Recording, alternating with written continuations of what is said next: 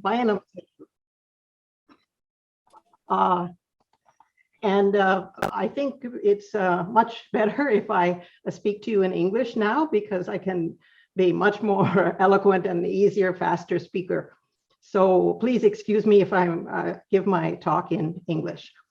I'm going to tell you a little bit about my story, my lifelong journey, and how I became so interested in India and especially in KonguNadu. So it started in Lebanon when I was 13 years old. But before we go to that, I'll just show you a few pictures of my most recent trip to India. It was a wonderful time in KonguNadu in 2020. And this was one of the events. We went to a nice wedding near Karur. And this is with my husband, who's just celebrated his 90th birthday. And that's one reason it's not been possible for me to come to Georgia this year, because it's not easy for us to travel, especially with his age. But this is what we looked like in Tamil Nadu as Kongu Kerala. And we had a wonderful Patti Pongal in KonguNadu. And I was really surprised when my husband and I were given the honor of being the Rani and the Raja of the Patti. And this was in 2020. And there we are seated together. I'm not accustomed to that headgear, but it was a nice honor. And there was a lovely shrine to the Kanimar, as you see them down at the bottom of the screen here, the Yerlu Kanimar. And they were a prominent part of the Patti Pongal ceremony. And this is the Tepa Kulam, where the cows were asked to cross in celebration of the event and the crossing to the sky and the sea that is above. So other pictures of the lovely Patti Pongal, I think that will bring back memories for you all of how really colorful and lively and exciting the Patti Pongal is in KonguNadu. The Pongal, of course, and watching the pot boil over and laying out the offerings to the gods there on the leaves. And there was even a nice reenactment of the churning of the ocean. And we had the women pulling on one side and men pulling on the other. And we had a lot of fun. It was a game associated with the Patti Pongal and the lovely blossoms related to it too. Okay, now you all will want to know, how did I get interested in KonguNadu to begin with?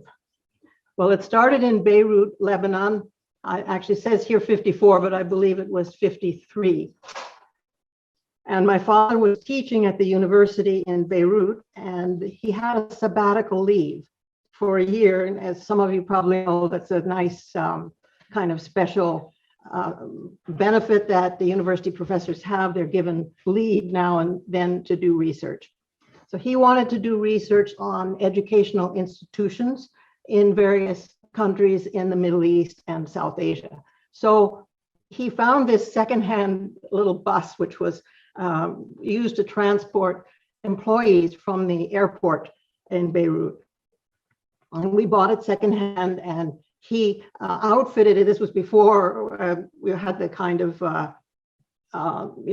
vans that are used today for travel, the RVs. But he made the back into beds, and we had a little kerosene stove, and we lived in this bus for a year. And this is just before we set out. My mother, you can see her through the window, and my father over here on the right. Another picture of myself and my father just before we left. And of course, from Beirut, the path was to set out across the desert in Syria. And so this is what it looked like on the desert. And I actually learned to drive because there was no danger, no traffic, no stoplights in the middle of the Syrian desert. So it was a good place to learn how to use the engine and the controls. But there were also difficulties in the desert. It wasn't always dry and smooth. We ran into water and mud and got stuck several times. but we managed always to get ourselves out. And this is one little story that's in a way kind of just a side story, but it shows you what life was like living in this bus. We were driving up to Turkey because we wanted to see the great mosque and other things in Istanbul before heading east. And so we came to the Sea of Marmara, which is a large body of water just as you cross from Syria into Turkey. And they were just building the road. It was a new road. And so it was very rocky and rough. We decided to try it. And very soon after getting on this road, we thought, well, we better stop for the night and rest. So we just parked, and we had little curtains on the windows of the van. So we pulled the curtains and went to sleep. And very early in the morning, it was just beginning to get light, we heard the sound of a flute. So my mother and I pulled the curtain back, and there were these men beside the bus, and they were playing the flute and they were dancing and trying to wake us up. And of course, we couldn't speak Turkish, but we thought they must be welcoming us. So we opened the door and we said hello and thank you for the welcome. And my mother took the kerosene stove and she made hot water and made some tea, and she offered the men tea. They accepted the tea, and it was a nice little kind of small party early in the morning. And then all of a sudden, the men started to talk very rapidly amongst themselves, and they jumped up and they ran over to the edge of the road, which dropped off to the sea very, very quickly and very sharply. Well, I was curious, and so I followed and I looked over the edge of this little cliff just in time to see one of the men. It took off all his clothes and he jumped into the water. I thought, what is he doing? He swam around and he dove under the water, and all the men were shooting. And then he came back up and he was holding this huge fish in his hand. And he came back on shore, gave the fish to his friends, put his clothes back on, and then climbed up the cliff and handed this live fish to us. And it was their gift to say thank you for the tea that we had served them. So that was a nice story. And we had many adventures like that on our trip. We met many, many people. This is when we got to Iran, to Persepolis, which is one of the wonderful old ruins of the ancient Persian civilization.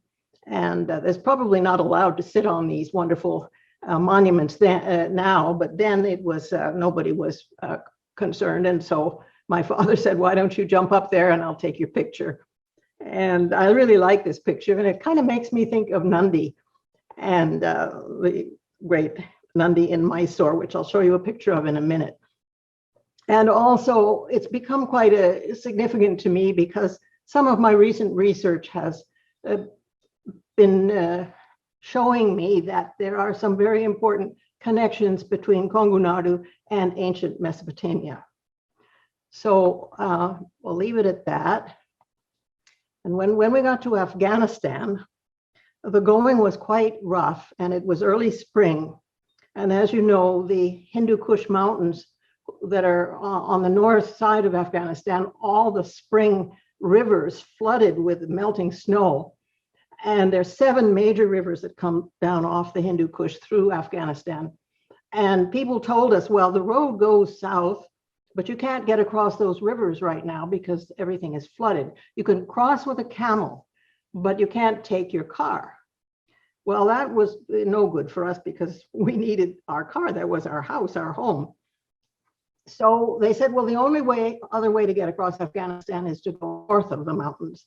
And there's no real road. There's just a kind of a mud track. And you'll have to go with a caravan of other trucks. And nobody goes by themselves. So they said, stay in a caravanserai, which is where the ancient traders stayed with their caravans. And now in the modern times, the truckers stay with their trucks. So we stayed in the caravanserai, and this is a picture of our truck in the caravanserai. And then the next day we set out, and the trucks looked like this.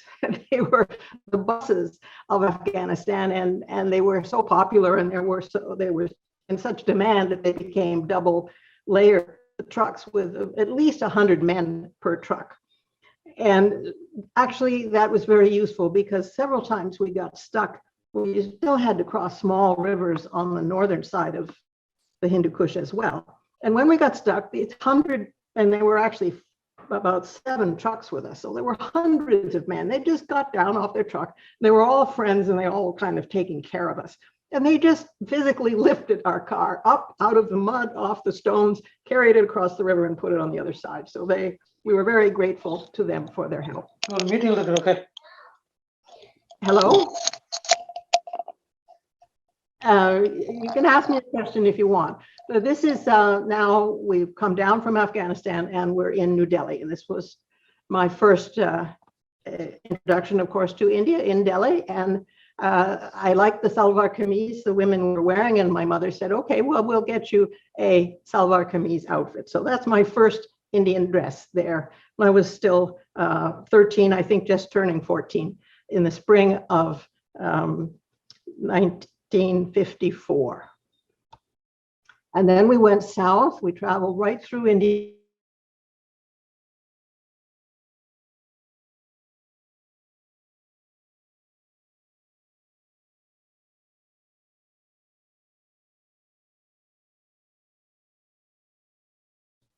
Hello? Can you hear me?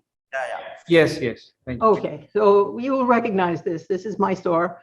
And that's me standing there inside the sort of front front legs of Nandi, one of my favorite animals. And you see now why I'm reminded of the double-headed image that I saw in Persepolis. But we traveled on down to Tamil Nadu. And at that time, for some reason I have never understood, we needed to sell our van in order to get back home. But for some reason, there was a rule you could not sell your car in India at that time. So we went all the way to Dhanishkoti, and my father took a barge of some kind across to Sri Lanka, where he sold our van. And we flew to Thailand, to Bangkok, from Chennai, and we met in Chennai. So that was my first exposure to India. And of all the places that we visited, Tamil Nadu was the last place that we went. And I think we must have driven through KonguNadu. And I still have to look through the old photographs that my mother and father left me to see if I can find some pictures of that visit in 1953, but I don't have them at the moment. But I'm sure that we went through KonguNadu on our way south to Dhanishkoti. So then, years later, I was so fascinated with India, and I remembered Tamil Nadu especially because it was so colorful. The women wore these colorful saris, and everybody was so friendly. And I thought, gee, I would really like to go back and learn more about Tamil Nadu. So as my education progressed and I went to Oxford, as you know, Oxford had the empires in both India and Africa. And so there's a lot of good library resources about those two parts of the world, and a lot of people teaching at the university who are familiar with those cultural areas.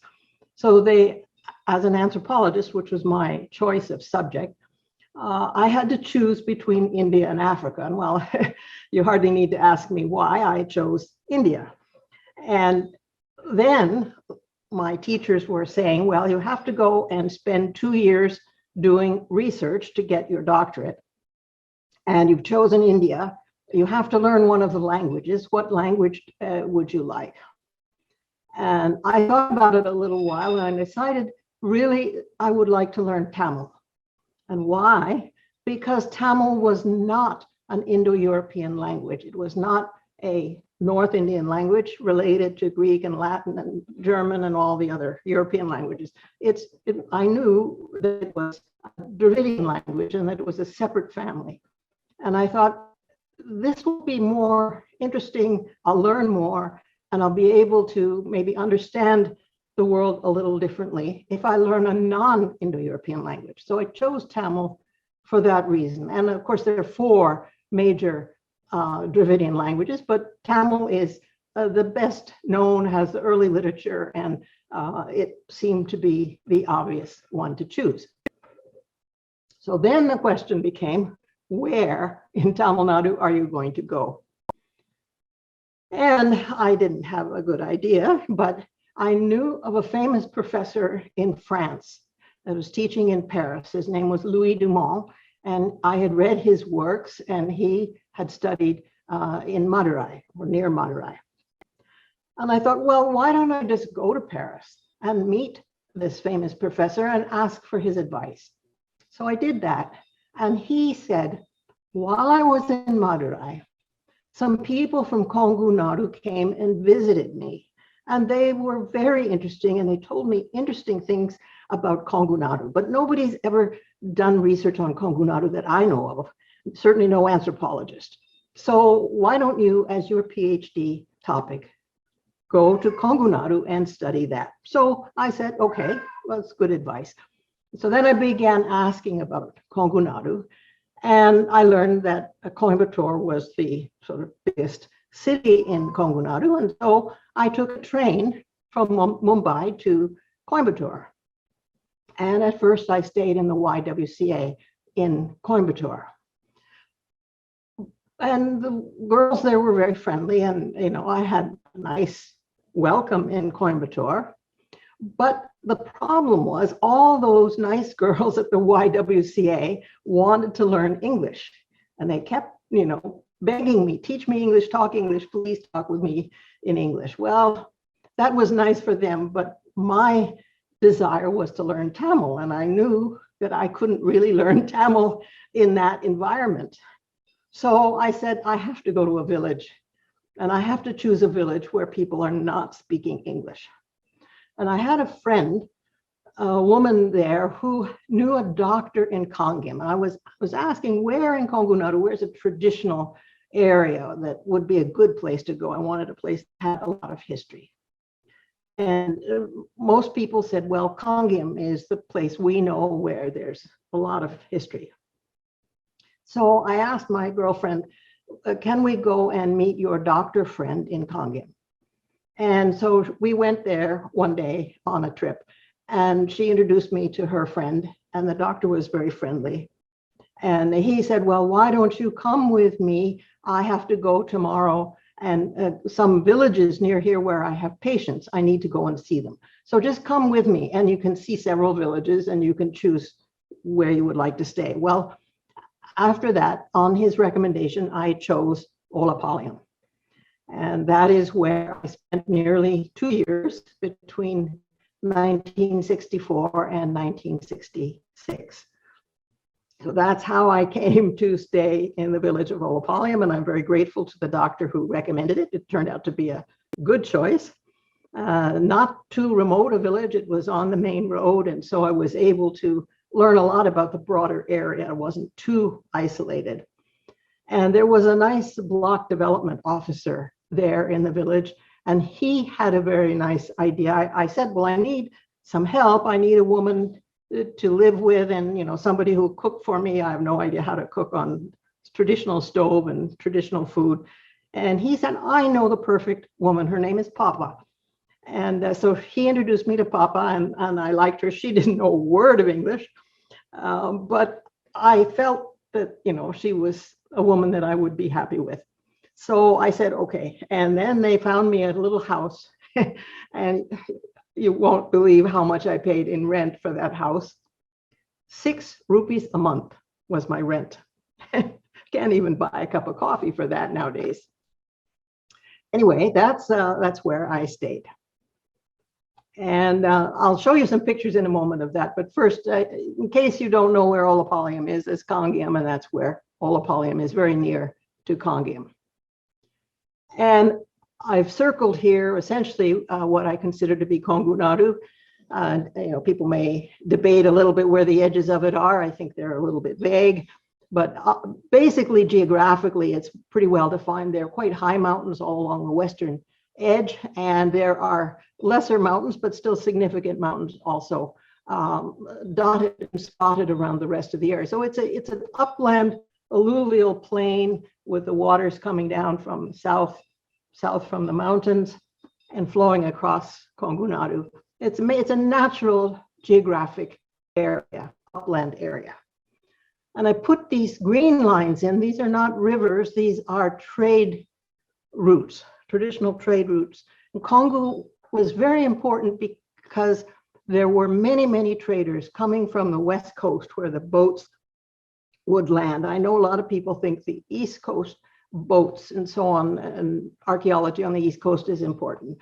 But I believe the West Coast was probably even more important because there was a huge amount of trade with Greece and Rome, and earlier than that, Sumer and places in Mesopotamia, and also, of course, the famous area of the civilization in Indus Valley area of Pakistan. And there's not been a lot of work on the boats from there because boats, when they die or they sink, they're very hard to recover, even with underwater archaeology, especially because it's a very deep trench along here. And so the boats slide down to a very deep level and then the currents wash them. And so it's very hard to find them. But I'm convinced that there was a lot of trade on the West Coast. And there's a famous gap, one famous gap here, you'll all know it, the Palgat Gap. And it's such a obvious gap, you can see it from the ocean itself quite clearly. And so the traders would stop and say, oh, there's a nice gap. There's where we can go through the mountains and get into the places where we want to trade in the other parts of the south. So the fact that KonguNadu is connected with the Palgat Gap is quite significant. And I've actually been there, and you can physically see the old trade route and some of the inscriptions of the old trade route. It's one of the few places in India where you can actually see the remains of an old trade route. Most of them have, been buried under cities and roads and so on, but the Palgat Gap, you can still see it.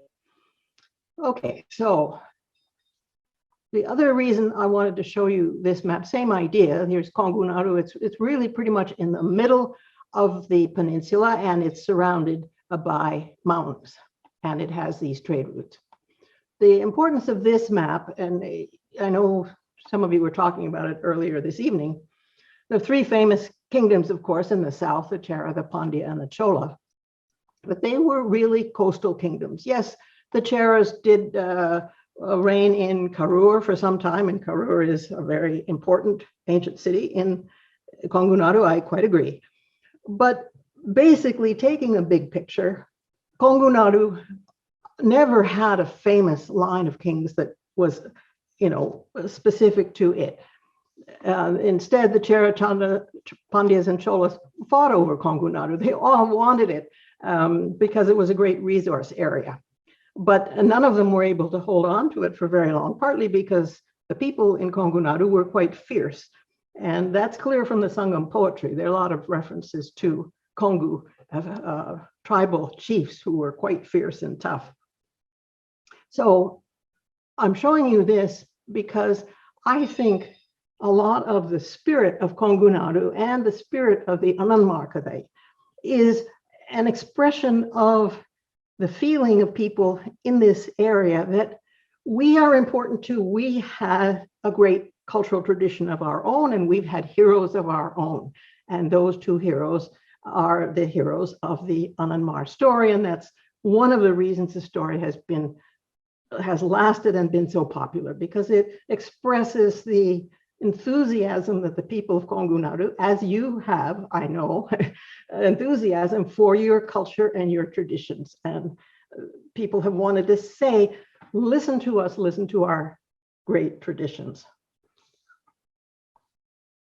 Here's a map just to show you briefly. This is basically the trade routes. Here was the gap. Here's the kind of trade routes that were important. They were coming all the way from Egypt, but most importantly from Babylon, coming from the Mediterranean, Greece and Rome, and coming down from the Indus River as well. And everybody came down the west coast, and of course the trade winds will practically carry you down. You don't have to do much to float down when the winds are blowing to the south, and you don't have to do much in another season of the year when they're blowing the opposite direction to go back.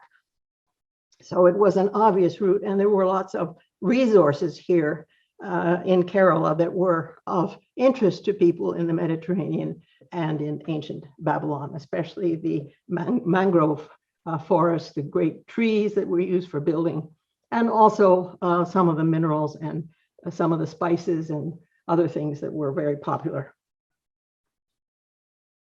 So now a little bit about my life in Olapalayam. This is the main street where the bicycles were rented, and I rented a bicycle now and then to get myself around, and friendly merchants there who were helpful.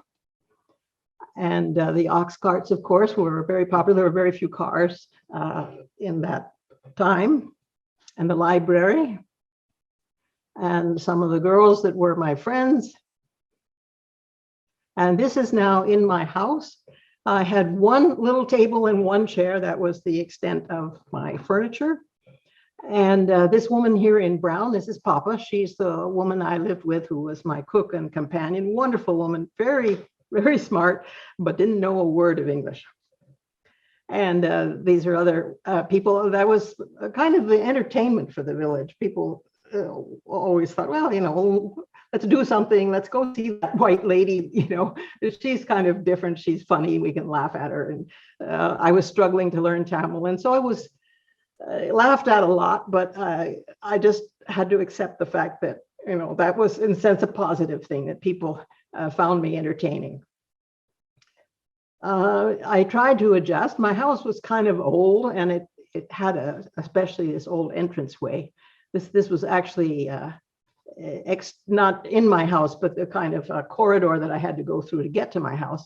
And there was a gentleman living here in this room who was kind of a guardian and a gatekeeper, if you like, and that was very useful. So there I am carrying water. Of course, we didn't have any running water. This is the inside of my house. It was very simple little square house. And unfortunately, while I was there, Papa became a widow.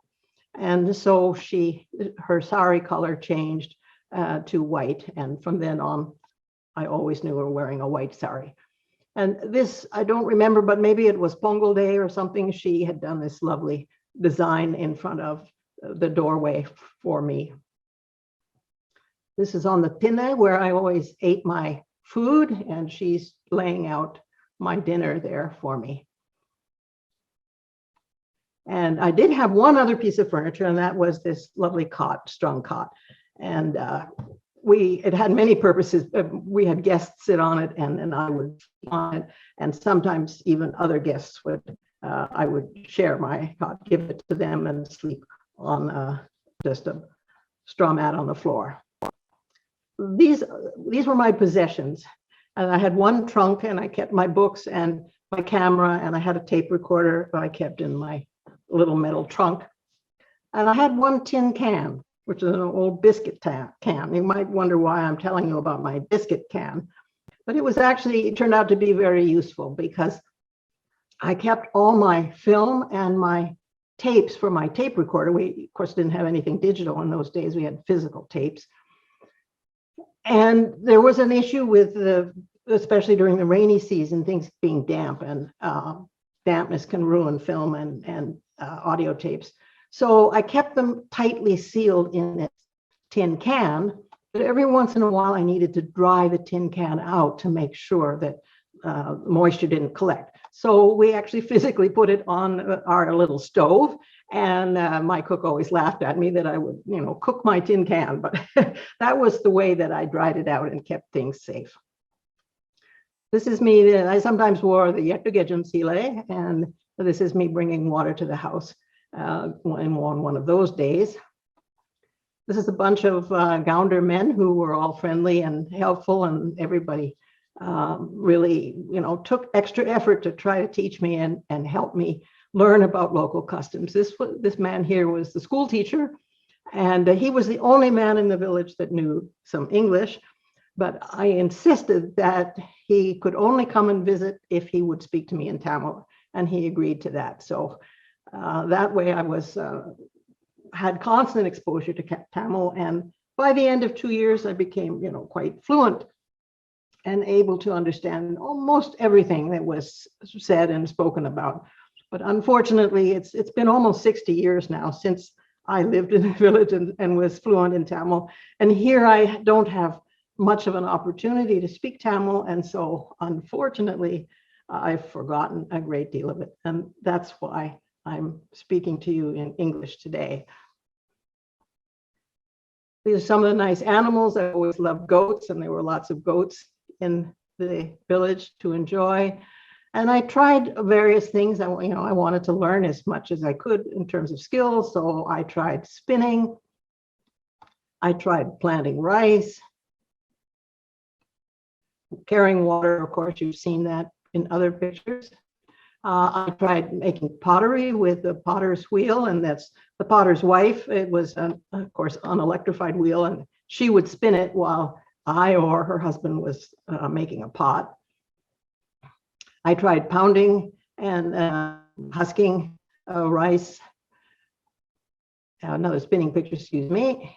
And this one you've seen at the beginning. This was my wedding sari. Whenever some big event was on, I would put this sari on and go to the special event. And I've always been interested in the lotus flower. And so I had and the blue lotus flower, of course, is very special. And so I had a sari that I kind of thought of as my blue lotus sari. And one day I had a chance to sit on a stone in a pond and pretend to be a blue lotus. So that's my blue lotus picture. And after about a year, my mother got very curious and she wanted to come and visit me. So I gave her my blue lotus sari, and she spent about 10 days or so with me in the village. And that was really fun to have her visit. And I'll tell you a little story about Papama. Of course, my mother couldn't remember any words in Tamil. It just seemed so foreign to her. But one day she turned to Papa and she said, "Papa, coffee, please." This big smile came over Papa's face, and she said to me in Tamil, "Ungama mudal Tamil sol kapi." She was so happy because she thought my mother had learned the word coffee. Of course, Papama didn't realize that coffee was an English word. And we had lovely potters in the village who made these wonderful pottery horses to gift to the gods. And so my mother and I decided to sponsor a horse. We had the potter make the horse, and we gave it to Mahaliamman, who was the goddess in the village where I was staying. This is a picture of me with Papa, both of us wearing white saris that day. And this is me with one of the families in the village. Just pictures of me there. That's with a Brahmin woman. And I asked her to teach me how to put the sari on the Brahmin style. And so she taught me that. These are people visiting my house. They used to come again, just to look at me, often just to stare at me. Sometimes they wanted to touch me, touch my hair, touch my skin, just because it looked different. But after about 5 or 6 months, they began to get used to me, and they didn't stare at me so much, which was a nice change. This is a big festival for the Shiva temple in Ganapuram, which is right near Palyam. And so I'm there participating in the pulling of the great chariot. And now, and you know by the change in the color, this is the new topic now. I want to tell you about the Ananmarkade, and I know that you are interested and you want to know how I decided to study the Ananmarkade. Well, one night, it was I think a full moon night, and I'd only been in the village about 2 months, and I heard an Urukai drum. And I turned to Papa and I said, "Oh, Adayana, and she said, "This must be a singer. Let's go out to the temple in the middle of the village and see who's singing." And so we went and we discovered 2 singers. It was night, and I don't have any pictures of this event, so this is part of the animation of the story. to show you essentially what it looked like. There were two singers, the lead singer and his Budokai assistant, and a whole range of people of all ages were sitting around listening to their stories. And I thought, this is interesting. And maybe this is an opportunity to learn something more about the culture. And we didn't have video cameras back then, but I had a tape recorder. And so I said to the bards, could I tape record your story? I'd like to study it. And they were very happy. And they said, yes, of course, we give you permission. I had to tell them what a tape recorder was and show them how it could capture the voice and the sounds. They were quite surprised and pleased. And they said, yes, of course. And then they turned to me and they said, what story would you like us to tell?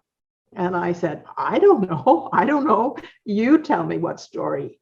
And so the bards turned to the audience and they said, what story do you want to hear? And the audience said, Ananmarkade, Adda Venu.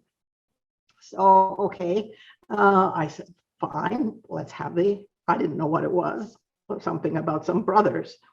And I thought, oh, maybe 15, 20 minute, half an hour story. I got out my tape recorder and started recording. Well, they sang and they sang, went on for 2 hours. And then they said, okay, we're going to stop for tonight. And we'll come back tomorrow night. And I said, really? And they said, yes, we haven't finished the story yet. So they came back the next night and the next night. And I began to get worried it was running out of batteries because the village was not electrified at the time. They were just beginning the project of electrifying villages, and they had run some main wires down the main road, but there weren't any wires going into the village at that point. But the wonderful gift, the next morning, a man came to my house and he said, I'm the lineman. I've been working on those electrical lines. I can give you a secret connection to the main line. And I said, wow, wouldn't that be wonderful? And so he pulled out this little thin wire. It was very dangerous, I guess, and I'm sure it wasn't legal, but he made somehow secretly a connection to that main line and brought it to the house and somehow had a transformer or whatever to step it down to the power that I could use for my tape recorder. And that was such a gift because I had no idea at the time. The story took 38 hours. It was sung for 18 nights. And I could never have recorded it if I hadn't had some help like this. So anyway, after the 18 nights, finally, they told me the story was over. This is what it looked like. We didn't have electric light, but we had these pandam, kind of torches that people would hold to light the singers. And that was wonderful because it's a beautiful lighting. It's very soft. It's very kind of yellowish orange light, and it flickers a bit, which gives it kind of some mystery. And what I especially noticed was there were shadows because the men were sitting against the white temple wall and the pandams were always in front of the men. And so they cast the shadow onto the wall. And I used to watch the shadows. I couldn't understand a lot of the story as it was being told, but I could get the feeling from the shadows, and especially from the songs, which I've always loved about the Ananmarkade. And I could tell, if there was a lullaby, you could feel the cradle rocking, or if the horses were running, you could hear the hooves of the horses. And you could kind of see that style and energy expressed in the shadows that the singers' bodies threw against the wall. And these are the singers, the wonderful singers who are responsible for all of what I have studied and done with the Ananmarkade since then. And this is the lead singer, E.C. Ramasamy, whom I'm greatly indebted for his wonderful in-depth knowledge. He was a great storyteller. And his assistant, who was actually his nephew, whose name was Polanisamy. And it was always hard to take pictures of them singing because their skins were dark, especially Ramasamy had quite dark skin. And so against a white wall, he always looked dark. So I had them in the daytime once sit outside in the sun against a tree so that they could, their faces would be better seen.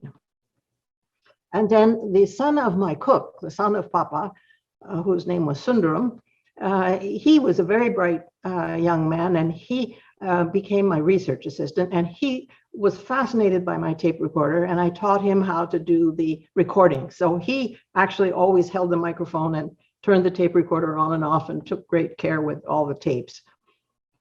And this is the tape recorder. And on the 18th night, when the story was finally finished, they wanted to do a puja to the tape recorder, to thank the tape recorder. And that was a very nice event. And here we are, honoring the tape recorder for having captured the whole story.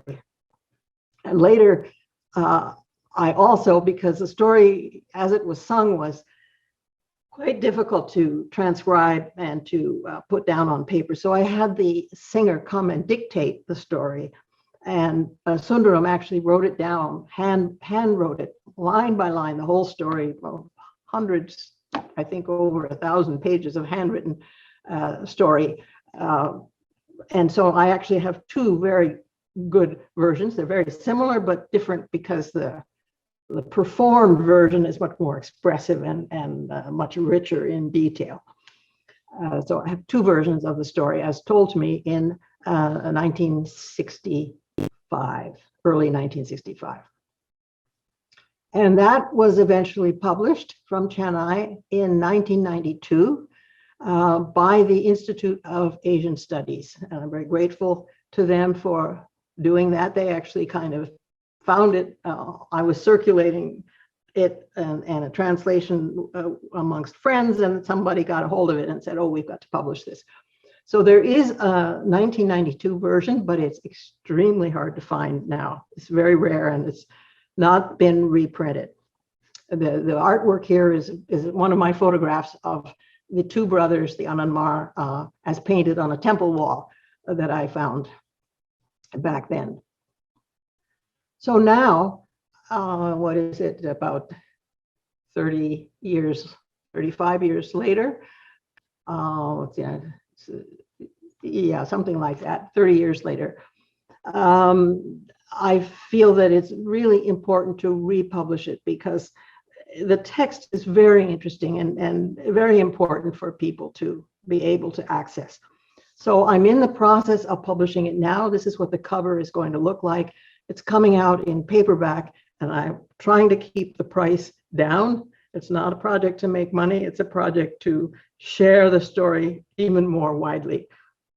And so I hope many of you will want to have a copy when it comes out a few months from now. I'm struggling still with the publisher. Publisher doesn't like all these little dots and lines under the letters to represent the Tamil font, but I insisted that we do that so that readers would be clear what the words were as written in Tamil. So that's coming out shortly. And we don't have time, of course, for a 38-hour story, but just to give you a few ideas of a few things that I really like about the story. One is the birth of the mother of the two heroes, whose name is Tamarai. And not surprisingly, Tamarai is born in a tamarai, in a lotus flower. And it's Shiva and Parvati had some love play up in the heavens, and a little bit of semen dropped down into the lotus, and the lotus opened up, and there was this beautiful child called Tamarai. And then the father of the heroes, whose name was Kundrudia, which essentially I think means a man of the rocks or the hillock.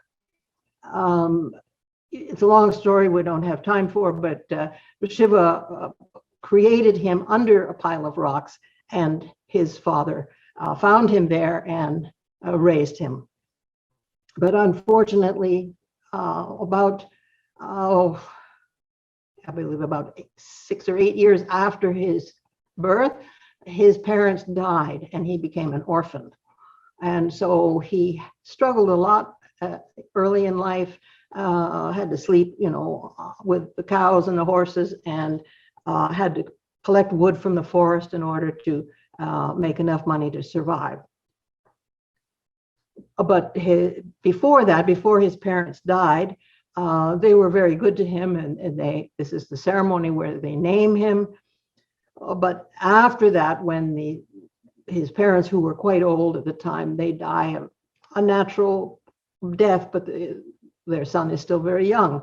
And the mean cousins come and they knock down the palace, and they are not very good to the boy. They say they'll take him in, but they really exploit him and make him work hard.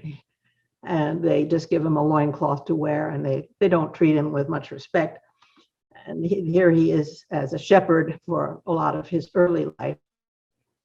He finally gets an invitation to work for a very good family with some status. And there he begins to be their kind of man Charlie, we would say in English, helper, did many things. He noticed that they had a much younger sister, and they fall in love. And eventually he has many dreams of her, because he's just a laborer in this family. And the two elder brothers of this lovely girl don't think he's worthy of marrying their younger sister.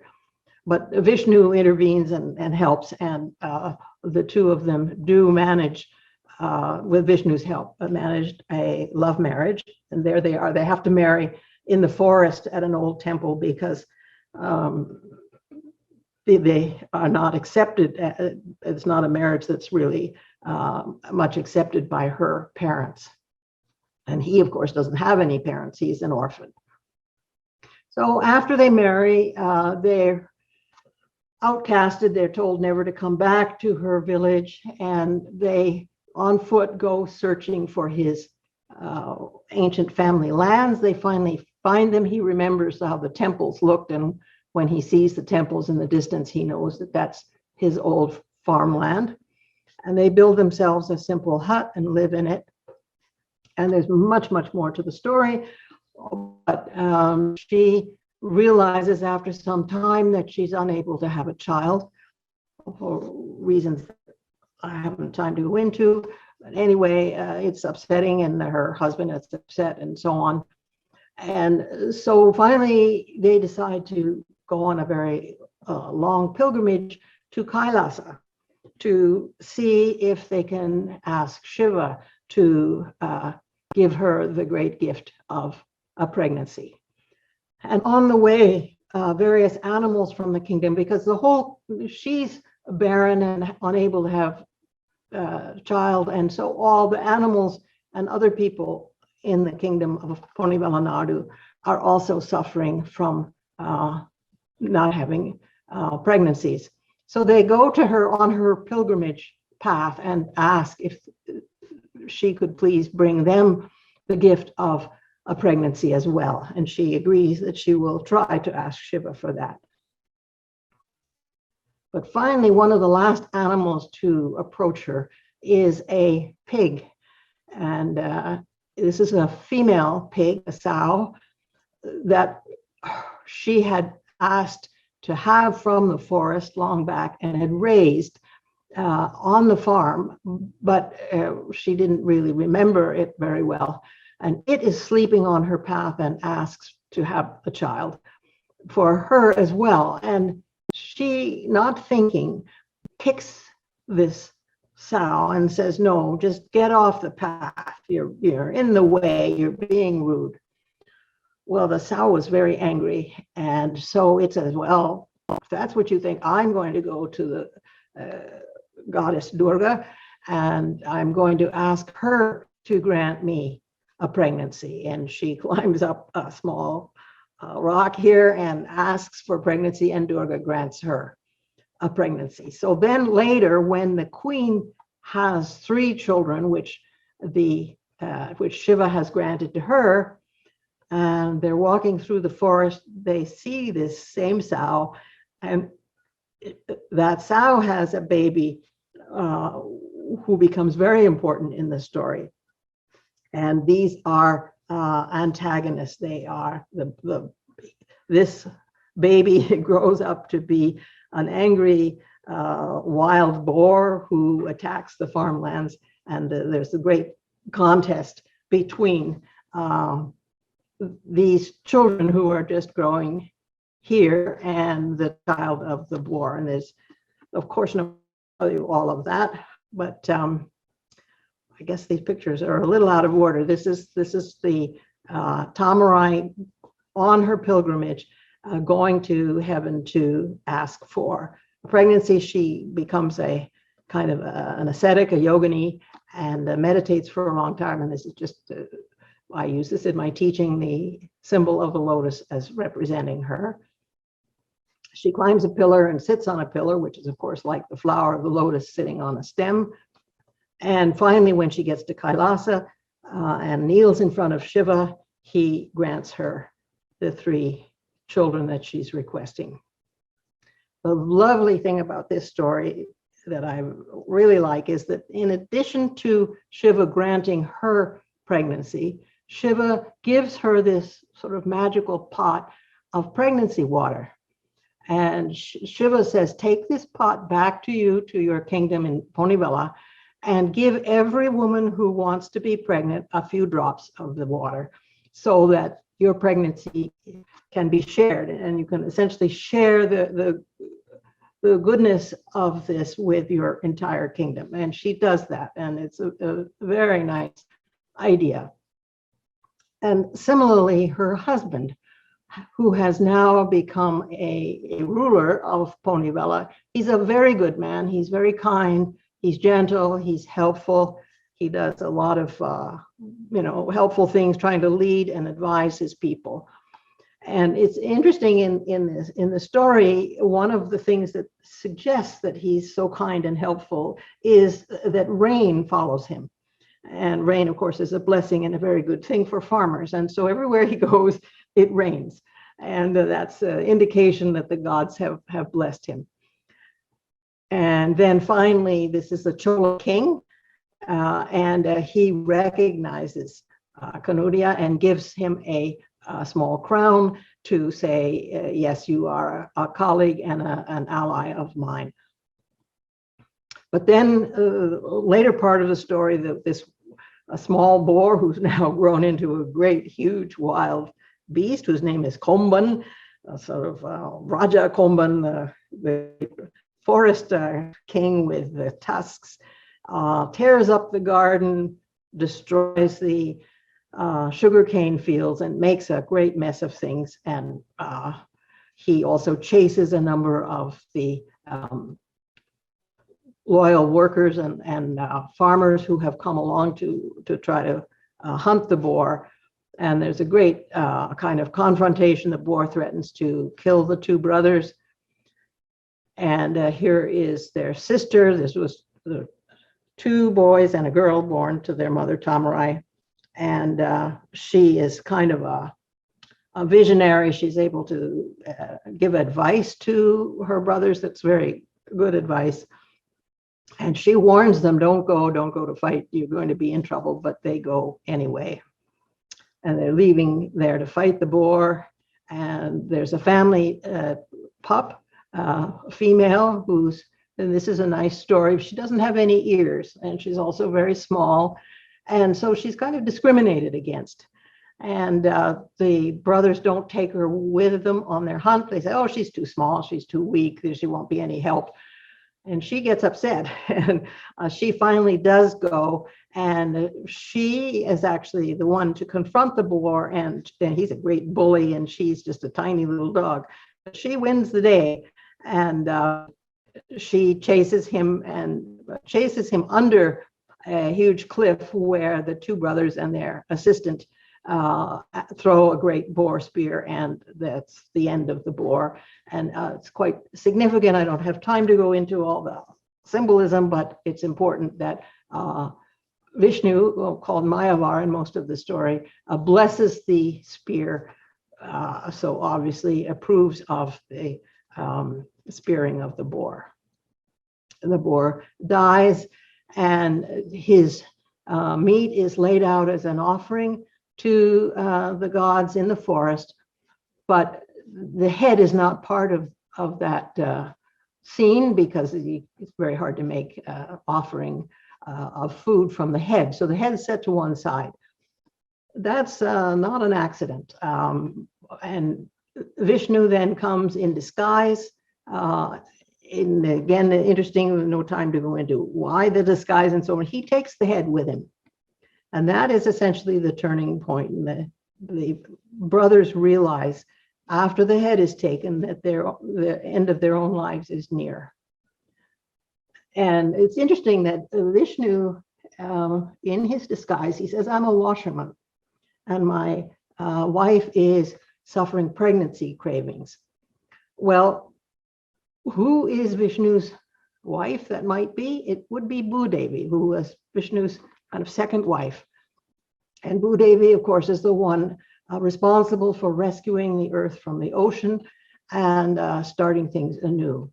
And so at the end of the story, we have the boar's head being used by Bhudevi as a kind of a seed or a embryo, you might say, that births a whole new yuga. And so this is the villages of KonguNadu reborn in the new yuga with the Mangalam at the very end of the story. It's a lovely ending, and it says the bamboo flourishes and grows across the land, and the roots of the grass grow deep in the land, and the wells never lose their water, and it's a lovely ending, the start of a new fresh yuga. And meanwhile, the two brothers and their sister do die, and they are raised up into the sky, blessed by Vishnu and Shiva and Parvati, and they join them forever after in Kailasa. And this is the way they are honored this was another photograph of mine taken from a folk shrine where we see the two brothers and their sister Tangal worshipped in a folk shrine. And of course, there are many, many folk shrines to the Anandmar in KonguNadu today, and I'm sure most of you have seen them, may even have some in your own family. Well, I decided the story was so wonderful, I wanted to share it, and I wanted it to be something that could stand next to any of the great epics of the world, and I believe that's true, and I've just written a book, which is, this is different from the book I showed you just now. This is a book being published by the University of Toronto, where I compare the Anandmar story to a number of great epics, including the Mahabharata and including the epic of Gilgamesh, which is the very earliest epic that the world has records of, and it comes from Mesopotamia. That's one reason I think there's strong links to Mesopotamia. And the epic of Gilgamesh and the story of the Anandmar have a lot of similarity, which is quite interesting. Anyway, I wanted to animate it, to make it available. And so this is in my own home, and this is my team that worked to animate the story. And this is Ravi Chandran, who was my lead animator, who grew up in a village in KonguNadu, very near the village where I stayed. His own grandfather was a singer of the story, and the story is very deep in his heart, and he did a lovely, lovely job of animating it. This is he and I together, and if you saw me in the beginning, this panel that's in back of us there is in back of me tonight. This is just various fun things we did while we were doing the animation. This was a birthday party for one of our animators. And there's another time when we went out to have a dinner together. We were all a friendly group who worked very hard on this, animating the story. There's a picnic we had in our front yard, and we used to play games together, and just generally, there was a very nice spirit about the group. We needed some horn music at one point, and we found somebody who had a horn, was not exactly like the horns in Tamil Nadu, but the sound was close enough, and so we invited him out, and here we are holding his magnificent horn. And this is Priya. She was one of our animators, a Tamil whose grandfather worked with Shiva Kumar in the film industry, so she had quite a bit of knowledge of film, and she was one of our star animators. This is the team who did the English narration for the animation. I didn't have the financing to go hire, fancy professionals. So I found a group of friends who did the narration of the story in English. But for the story also exists with a Tamil soundtrack. And the Tamil soundtrack was done in Chennai by professionals. And I think it's even better if you listen to it in Tamil than it is in English, because the narrators were very skilled.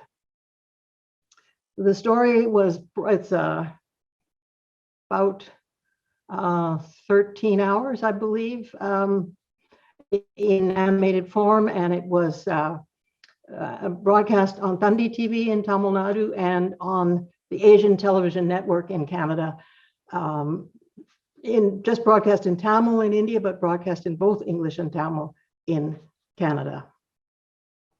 This is a pen drive which has all the animated episodes on it. And this is a Parcheesi game, the Tayam, as you would call it in Tamil. The brothers play Parcheesi, which of course is also a game referenced in the Mahabharata. And that's a fun game that I've developed.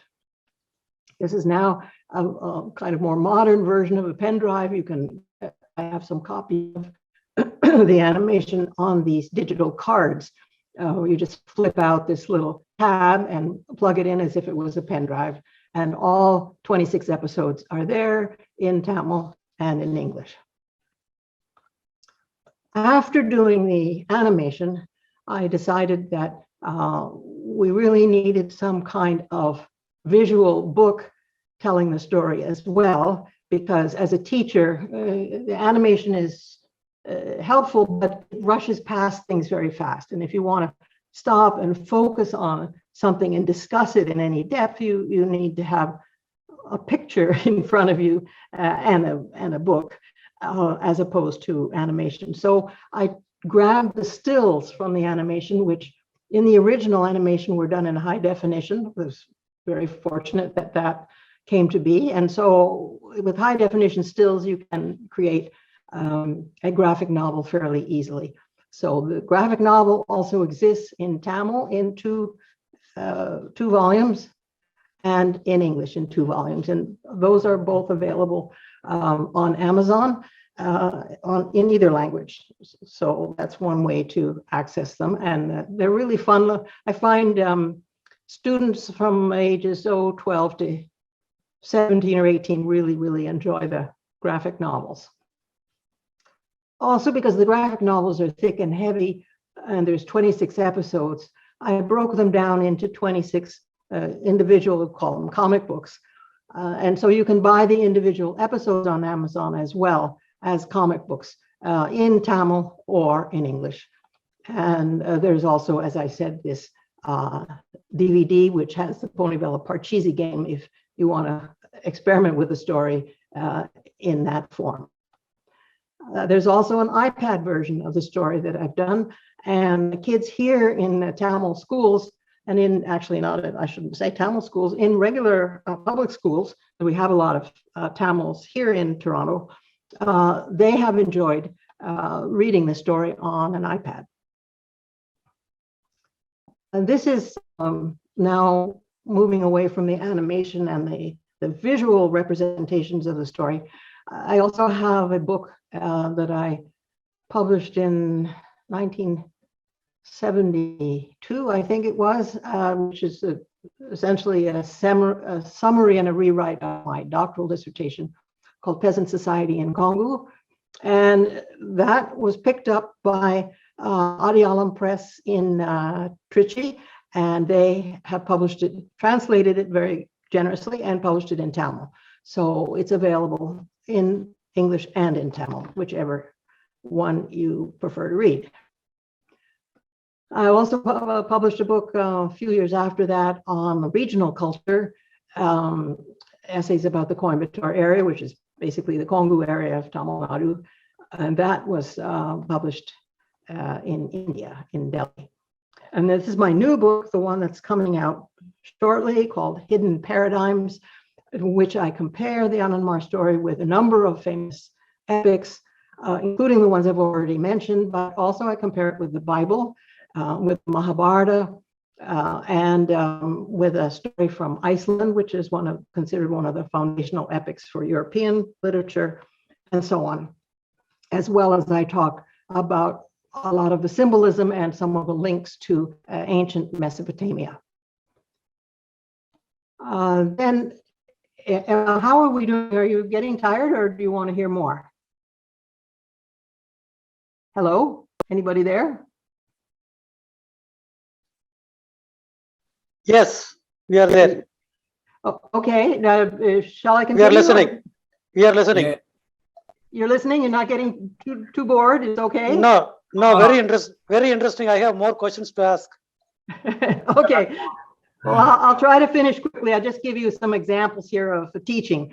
I've been teaching the story in several schools, and this particular teacher is now on the school board of the University of the City of Toronto. So we have some in here now into the school system more generally, and there's been quite a bit of interest in teaching the story. We also have a big street festival in the Scarborough area of Toronto every year, and one year recently we performed some episodes from the Anandmar story on a huge stage in the middle of the street in the middle of the summer. And this is the audience. We had a huge audience, of course, mainly Tamils. It was performed in a Tamil area. Here's the advertisement for it. And there you see the size of the stage and the crowd. That was a really fun event to do. I've also taken it to after school classes that do various kinds of exercises and gymnastics. And here, this woman is portraying the boar, and this is one of the Anandmar, contesting with each other.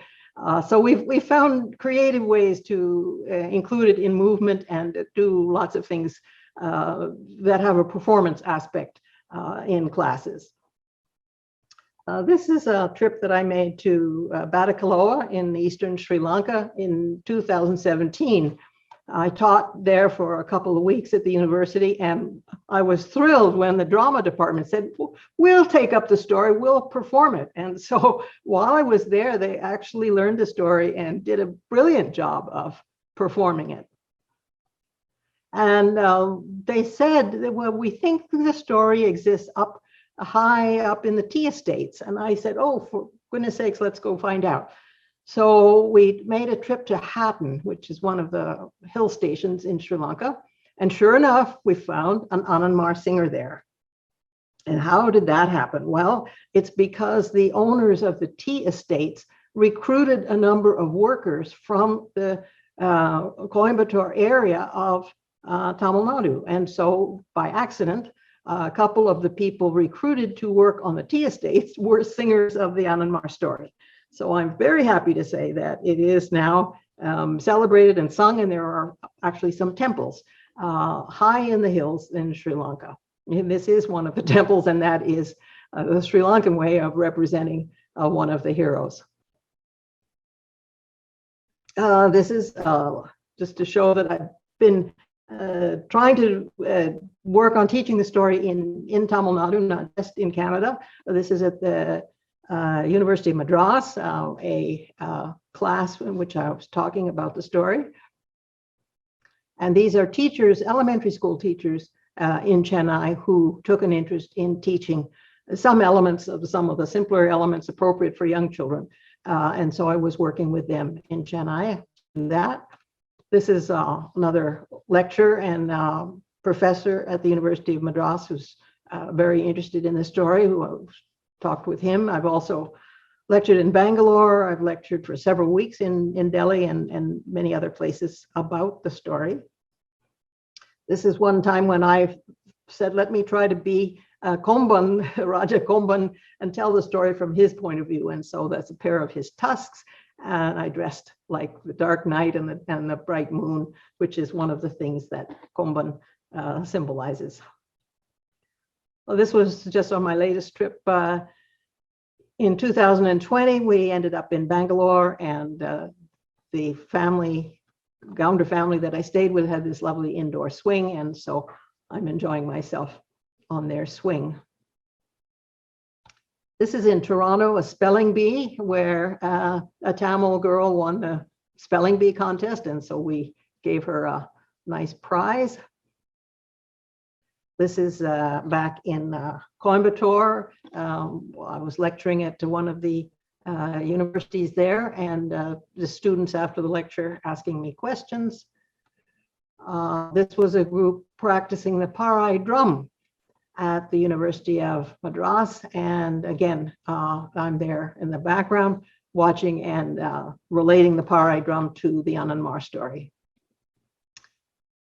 Here, when I go to events, I often have a table where I lay out some of the educational materials. This is for teachers, various ways to teach the story, and the graphic novels. This was one audience in one school where they were giving out the prizes to the students. And so I gave out a couple of the comic books to young children who had won prizes at that event. And this is me with the teacher at that event. Another picture of me with the teacher. The audience, another prize. I've done quite a bit of prize giving. This was a lecture that I gave at the Chelva Kanakanayaka Memorial Tamil Literary Garden, which is our big Tamil association here for literary scholarship. This was an award that I received for excellence in education and specifically in Tamil. Another Tamil Mirror Award, which says me in 2018. And here I'm actually talking to this kind of a festival done at one of the local community centers, I guess I would call it. And I've got a lot of panels with displays showing aspects of the story, and I'm talking to a number of women who are interested in learning more about the story there. More of the educational materials. I have actually a volume for each of the key characters in the story, a volume on its own to tell the story from that character's point of view. Another picture of the table. And then there've been a lot of schools actually in Toronto were interested in social justice. And so there's also a number of significant ways to look at the Anandmar story as a story about issues concerning social justice. And this is what some of the kids did, displays that they had with, colosseums and coconuts. And this is the little baby born under the rocks. Somebody made it out of clay. There've been a lot of creative things students have done. This is the parrot in the story that some students made images of. These are drawings that the kids have developed from the story. And this is a big set of panels that I often take with me to display to conferences and so on. And that's me and my husband standing in front of it. This is the lobby of one of the big public schools here. This is the panel that I actually have in the back of my head right at the moment. This is the kind of things teachers have done with it that I think is very creative, asking what do we learn from the legend of Ponibella, and the kids have added various thoughts of their own. And I think it's actually the teacher has done the composition, but it's a nice display of ideas and thoughts. Here's another similar one, ideas and thoughts about the story. Cartoons and various drawings kids have done. The meetings I've had with teachers talking about the story.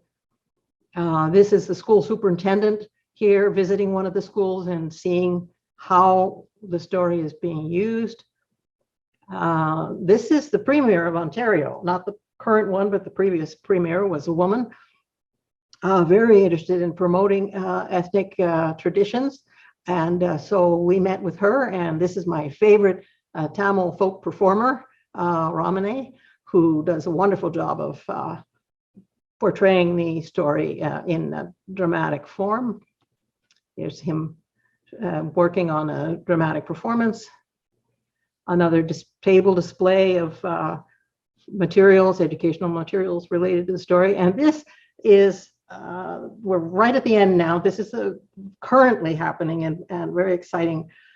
We have 3 storytelling fellows at the University of Toronto who were selected for their academic excellence, and they didn't have to be from any particular discipline. I think one is a biochemist, One is a computer scientist, and the third one is, I think, in literature. And I've been working with them, teaching them the story, and they are working on telling the story. And right now we are developing a drama, which is going to be performed in May. And they are going to be the performers. So I'm quite excited. And it's being run by the library, so it's not affiliated with any particular department. It's kind of university-wide, and these three girls are getting a lot of publicity from it. It's really nice. This woman here is a Tamil. This woman is from Indonesia, of all places, but she's a star. She's really good. And this is a woman from Mumbai. So you can see I'm trying to spread the story and get people interested in it, not just from KonguNadu, but from all over the world. And it's worth it. And finally, I want to end with some pictures in my own backyard. You can ask me the story about these horses later if you want. They are, in a sense, genuine, pottery horses, and they are huge. You can see us in the picture to show you how big they are, and they live in our backyard. So when you come to visit me here, you will enjoy these two horses, and we can do a puja or whatever in front of them to celebrate their importance. And I sometimes invite groups of Tamil children out to see the horses and just have a fun day out here on this farm, which is very similar, I think, to the farm where you are sitting at the moment. These are the horses in winter, so they have adapted to their Canadian home, and they enjoy the snow as well as the summer warmth. And so I thank you for listening. And this is our own grandson, actually our great-grandson, standing in front of the two horses in our backyard. So thank you very much. Okay, that's the end.